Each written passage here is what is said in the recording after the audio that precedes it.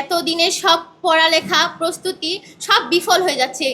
আমরা সেই বৈষম্যহীন সমাজে নতুন করে বৈষম্যের শিকার হচ্ছি। সরকার কর্তৃক ঘোষিত বৃত্তি পরীক্ষা 2025-এ বাংলাদেশের সকল কিন্ডারগার্টেন সরকারি বৃত্তি পরীক্ষায় অংশগ্রহণ করতে না পারায় আমরা বৈষম্যের শিকার।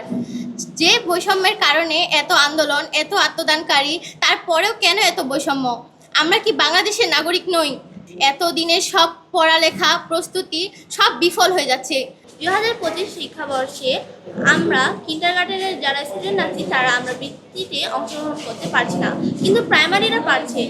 তো এত বৈষম্য কেন? যে বৈষম্যের জন্য এত লড়াই, এত আত্মদানকারী, কিন্তু তাও বৈষম্য চলতেছে। তো প্রাইমারির বাচ্চারা পারতেছে, ওরা স্টুডেন্ট, আমরাও তো স্টুডেন্ট, তো আমরা কেন পারছি না?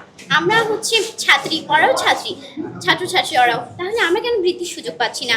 আমরা হচ্ছে খুবই দুঃখের সাথে বলছি যে আমরা খুবই এটার জন্য আমরা খুবই কষ্ট পাচ্ছি যে হচ্ছে আমাদেরকে এই সুযোগটা দেওয়া হচ্ছে না।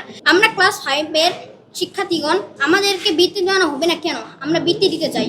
বৃত্তি শুধু একটা পরীক্ষা, আমরা বৃত্তি পরীক্ষাটা দিব, আমরা সার্টিফিকেট অর্জন করতে। বৈষম্যহীন একটা সরকার আমাদের দেশে রাষ্ট্র পরিচালনা করছে, যেই রাষ্ট্রে আমাদের শিশুদের সাথে বৈষম্য করা হচ্ছে।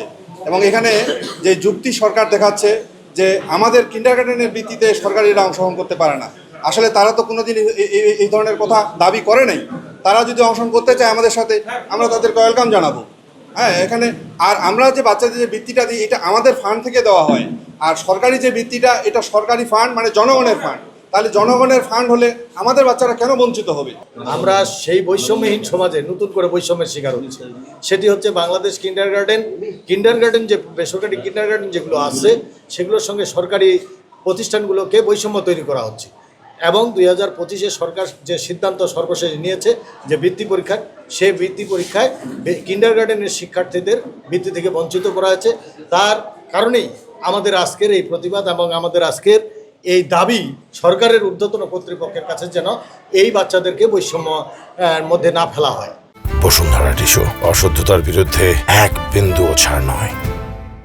এখানে প্রায় 50,000 বলা চলে আনুমানিক শিক্ষার্থী, তারা এই সরকারি প্রাইমারি স্কুলের বৃত্তি পরীক্ষায় তারা অংশগ্রহণ করতে পারতেছে না। এটি সম্পূর্ণভাবে একটি বৈষম্য বাচ্চাদের সাথে করা হচ্ছে। কিন্ডারগার্টেনের সকল শিক্ষক ইতিপূর্বে এবং করোনাকালীন সময়ের পূর্বে যেভাবে প্রাথমিক বিদ্যালয়ের বৃত্তি পরীক্ষার সাথে আমাদের বাচ্চাদেরকে অংশগ্রহণ করিয়েছিলাম, আমরা চাই সেই পরিবেশ আবার বাংলাদেশে ফিরে আসুক এবং বৈষম্য থেকে আমাদের এই শিশু সন্তানদেরকে যেন দূরে রাখা হয়। কিন্তু কে বা কাদের ইন্ধনে প্ররোচনায় এই শিক্ষাক্ষেত্রে, প্রাথমিক শিক্ষাক্ষেত্রে বৈষম্য তৈরি হচ্ছে, এটা আমাদের জাতি গঠনের জন্য অন্তরায় হয়ে দাঁড়াবে। আগামীতে আমাদের এই বাচ্চারা, এই শিশুরাই জাতি গঠন করার জন্য তাদের জন্য খুব কঠিন হয়ে যাবে। আর এখন থেকে তারা বৈষম্যের শিকার, হতাশার শিকার, তাদের ভবিষ্যৎ স্বপ্ন বিনির্মাণে তারা এগিয়ে তো পারবে না। এক দেশে দুই নীতি কেন থাকবে? প্রাথমিকের বাচ্চারা যে বৃত্তি দিবে, কিন্ডারগার্টেন স্কুলের বাচ্চাদের অবশ্যই সেই বৃত্তিতে অংশগ্রহণ করতে হবে।